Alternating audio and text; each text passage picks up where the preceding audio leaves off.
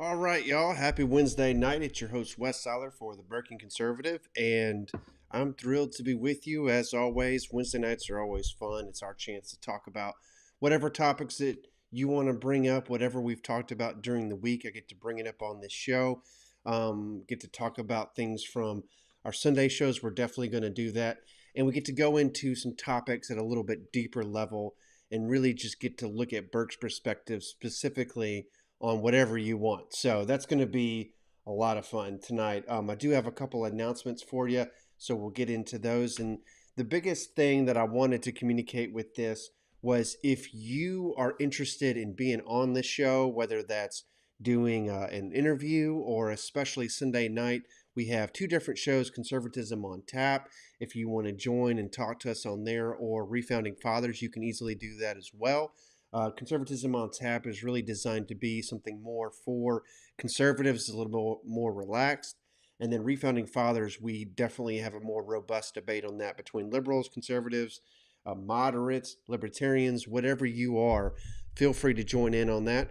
And the guys that are contributing to the show can tell you, you just get started. If you've got a computer with the webcam, that's enough to get started. And then we'll build you up from there, get you a microphone, whatever else you need.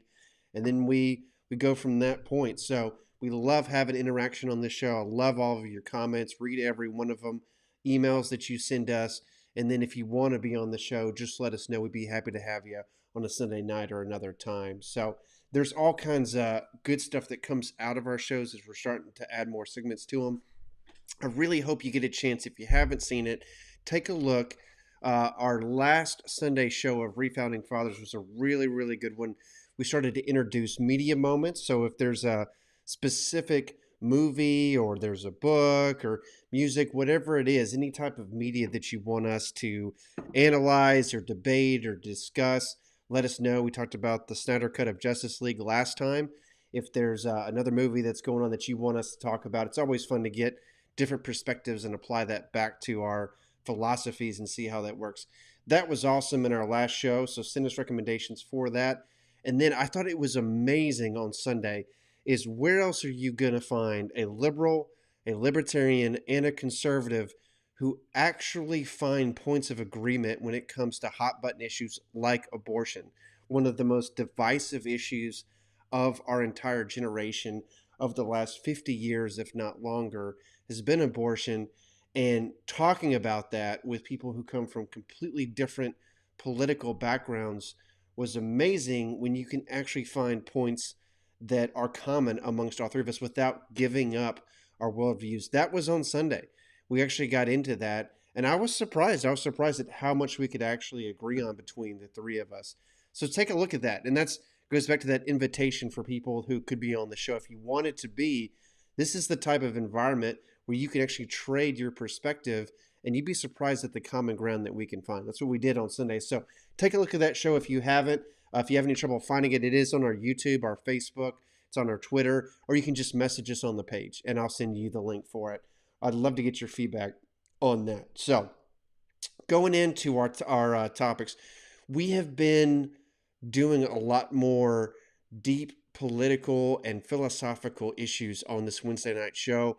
It's been a lot of fun because we had the election going on. We had COVID has been going on for months. That kind of dominated our show for a long time, and we're just starting to get to some of that deeper content. And so I'm really excited to share that with you as we go into our topic tonight. I'm interested on your feedback if that's what you enjoy. It seems like from the comments and the emails that I've been reading, people are enjoying more of the deep philosophical discussions and topics. So if you've got stuff you want us to cover, let us know. But, when we were talking on that Sunday show that I just mentioned, one of the things that came up was this notion of rights. And that's what I want to talk about tonight because I hear it all the time. I've heard it my entire life, and you probably have too, is if you are an American, then rights is just part of how we speak to each other. It's like this assumption that we all have, and we almost never take time to actually explore what they are, what they mean, and to think about them in different ways. And so that's what I want to explore tonight because when we talk about these deep issues like abortion, like poverty, like COVID, anything that's going on between right and left in our country, rights is always going to come up. this notion of human rights and what we are entitled to is always going to be at the center of that discussion because that's part of who we are as Americans. But I want to take time in shows like this on Wednesday to be able to dive deep into this and actually think about it from different points of view. So we're going to go through that. And we're going to bring Burks into it as well. But when you think about what is the meaning of rights, what are they? As I said, it's almost always an assumption, and that tends to come from the Declaration of Independence. Because if you think about Jefferson and what he wrote, we're taught this from an early age in our lives that rights are self-evident. We hold these truths to be self-evident, that all men are created equal and endowed by their creator with rights. That's where we get it from. These inalienable rights that Jefferson talked about is essentially common sense to us. I mean, that's what the word self-evident means, is when you read that document, Jefferson is talking about this as if everyone completely agrees, everyone knows what rights are, and it's common sense that they exist and that we should be defending them. And at the time, that tended to be pretty revolutionary. Now we look back and we say, of course, everybody has rights. Who doesn't? But what does that actually mean? If you try to get past the language and try to understand what he's talking about, it immediately gets murky. It gets confusing. And you see a distinction between how liberals approach rights, how conservatives approach rights, and even how libertarians approach rights that's almost completely different. And so it's worth kind of questioning, what are rights? How did they come into being? And is there any other way to look at them? So we're going to take a look at that tonight. If you start to read books on the meaning of rights, if you start to peel back what Jefferson was talking about, if you start to read philosophy books, you tend to come to a definition of rights that's essentially what I have right here, which is rights being powers or protections that all humans deserve or receive, right? When we talk about rights, it's not something that you can show. You don't have a card for this. You can't physically say, here are my rights. It's this kind of imaginative, metaphysical idea that rights are things that people deserve because they are people. It's this inherent value that we try to ascribe to every human being. Because you are a person, because you are alive, you deserve to have certain powers and protections from the government or from other people, or certain freedoms that you get to enjoy because you're a person. And that's why it gets so confusing when we get into things like abortion, because at what point does a person have access to that value? Is it the moment of conception? Is it the moment that he or she can feel pain? Is it at birth? Is it later on? Does the person have to be conscious to be able to have access to their rights? Brings up questions of euthanasia. If a person does horrible things, can they lose their right to life and the death penalty? All of these are questions that are very confusing because it goes back to this notion of value, of you as a human being having value, and then the government and society recognizing that. Something interesting, particularly about rights, is that it tends to be the language of people who are fighting something, who are being oppressed. If you think back to when Jefferson wrote the words in the Declaration of Independence, along with Franklin and Adams, this was a time when Americans were trying to defend themselves against British taxation, oppression, authoritarianism. They were trying to say, hey, as Americans, you are not treating us with respect and not giving us the value we deserve. We demand access to our rights, and we're going to appeal to God to be able to have access to them without you. And so it was the language of people who were fighting something. And if you think about rights, the way that we talk about them in America is almost always the language of someone is being oppressed, someone is being victimized, someone is being attacked. If a person is getting undue dictation from the government, then we would immediately appeal to their rights. If you look at the abortion debate, the oppression there from the conservative side or the pro-life side, so many people would say, is the fetus, is being oppressed by the act of abortion. And that's a violation of their rights. And then, of course, liberals will say, no, it's the mother who's being oppressed by having to carry a child and then take care of it with all of the considerations, health care, child care that comes along, poverty, all the expenses and the work and everything that comes along is a form of oppression. Every single time, seemingly in America, that we're talking about rights, it goes back to this notion of, hey, this person deserves more. You need to stop treating them that way. It's inherent in the language of rights. And that is its limitation because oppression is a part of life. Pain is a part of life. Conflict, people being victimized is a part of life. But it's not the only way of looking at the world. There are, in fact, other ways. Now, in the 18th century, I would have agreed with the founders, and I think almost everybody would have, that this was extremely useful language because that was the situation that America was in now. But what happens hundreds of years later when America is the first world country? America is the one that has all of this influence, and now we're in a different spot. You think about different situations where you're not trying to claim victimization. You're not trying to say, hey, I'm being oppressed. You're actually trying to do something different. All of a sudden, the language of rights may not be the only way of looking at the world. And that brings me to Edmund Burke, because Edmund Burke was on that other side of the debate. He was a member of British Parliament. He was someone who was looking at America, a bunch of colonies at the time, from the safety and the security of the British Empire. And he was saying in his works, rights are helpful. They are a way to look at the world, but they are not the only way. And so his view of rights is very different and interesting and worthy of us diving into, because it doesn't mean that rights are not valuable. It doesn't mean that it's not a helpful thing that we can do, but recognizing that there are other ways to look at the world can kind of complete the picture a little bit more. So let's look at Burke's definition of rights. And if you go through his works, you will see him talking about life fundamentally as a gift, as opposed to talking about how God has given us rights and that's the end of the story.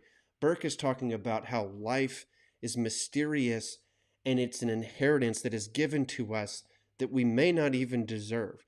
He talks about the mystery of coming into being, the mystery of finding yourself awake and alive in this world, and all of the people who had a hand in that, as opposed to Jefferson's narrative where there is a creator and then he endows us with rights. Burke says, well, hold on a second, there's a whole lot of things that happened in between. There was an entire civilization that was built up that came into being over thousands of years. Human beings started to put things together.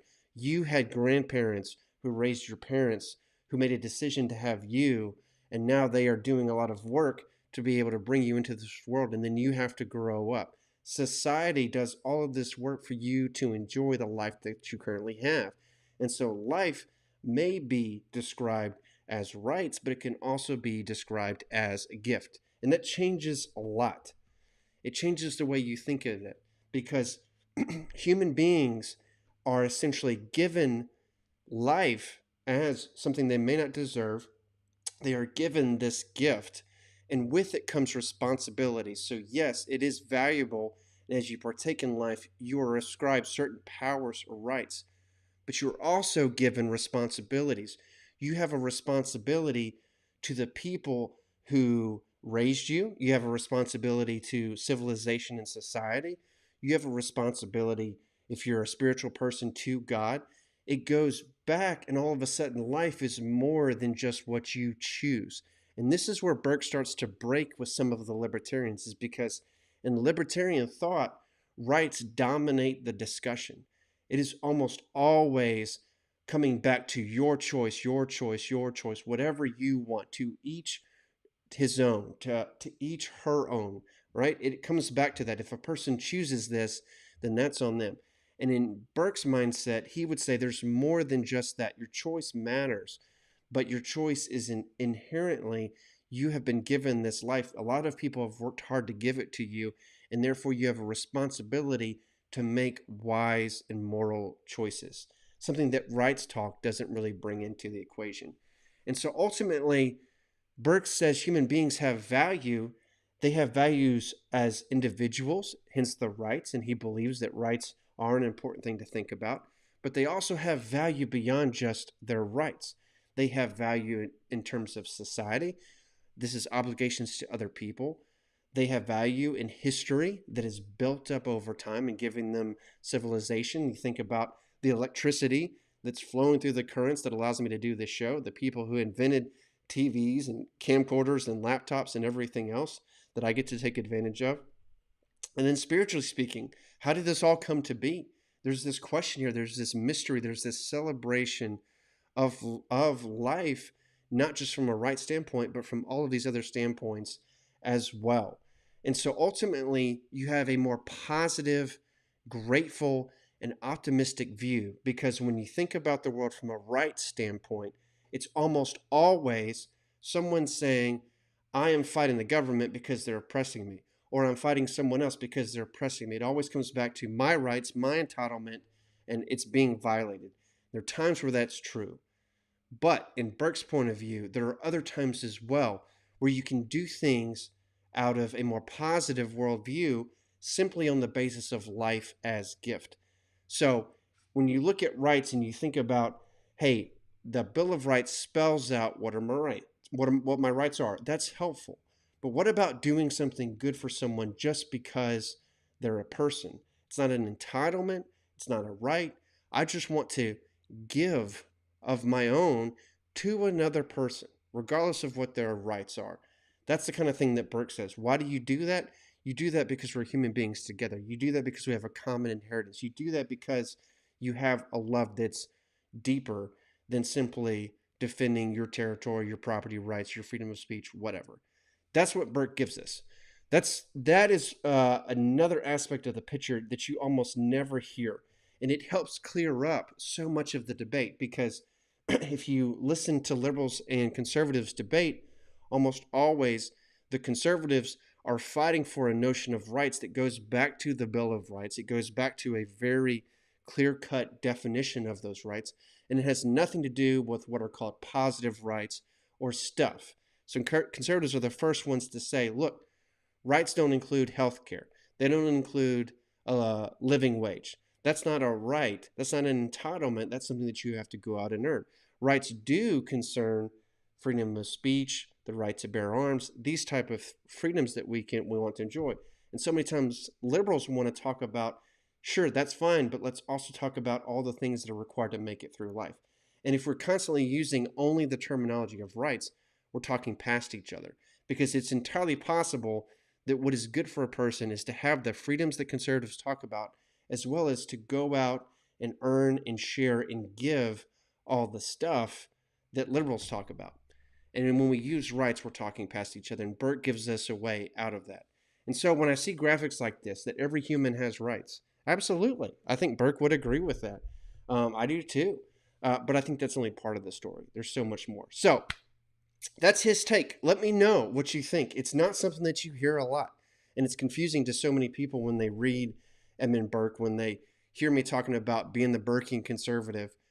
They tend to think, okay, is this just a typical conservative? But it's not. It's a completely different way of looking at the world, looking at rights, looking at our founding, and looking at what it means to be a human being. And we almost never get a chance to talk about that. So I'm grateful for the chance to do that. Send me some comments. Let me know. Feel free to email me.